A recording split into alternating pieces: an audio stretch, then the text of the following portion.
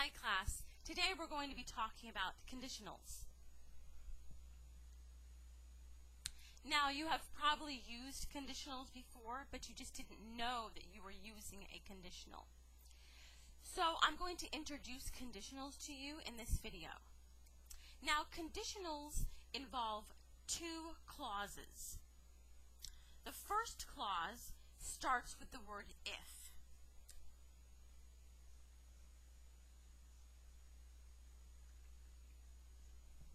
Right here. The second clause is called the main clause.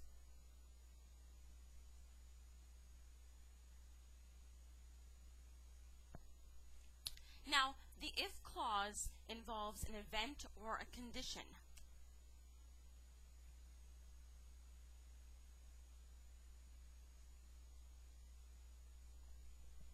Okay, and then the main clause is the result of that.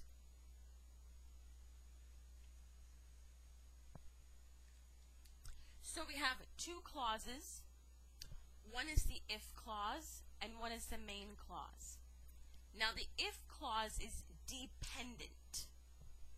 Okay, this is dependent.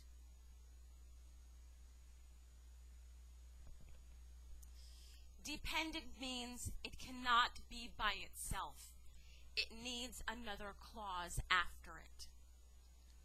So I'm going to give you some examples, okay, of if we do something, then something will happen.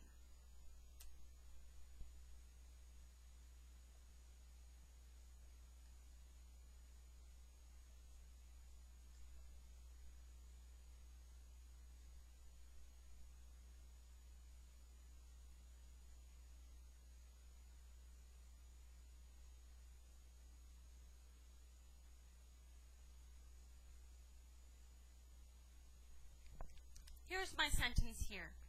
If he takes the train, he gets to work by 9 a.m. Now you notice that I have a comma here, okay? Some of you might say, well, Becky, I can say if he takes the train, then he gets to work by 9. And I can say that, but this comma is going to replace this word.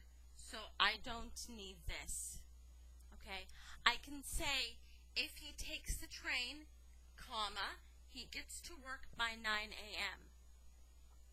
Now, this is the condition or the event.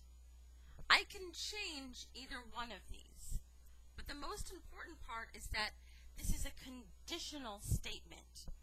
If I do this, then something else will happen, right? If we do this, then this will happen.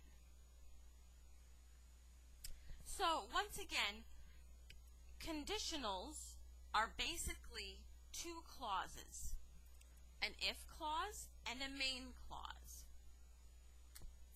So here's my if, and then this is my main clause, and this is my if clause right here. Here's my if clause, and here's my main clause. Now, we can also switch these two sentences, but this is the most common way. This is the most common if clause with a main clause that you are going to see. I could say he gets to work by 9 a.m. if he takes the train. That would also be grammatically correct. But for right now, we're going to focus on starting it with the if clause.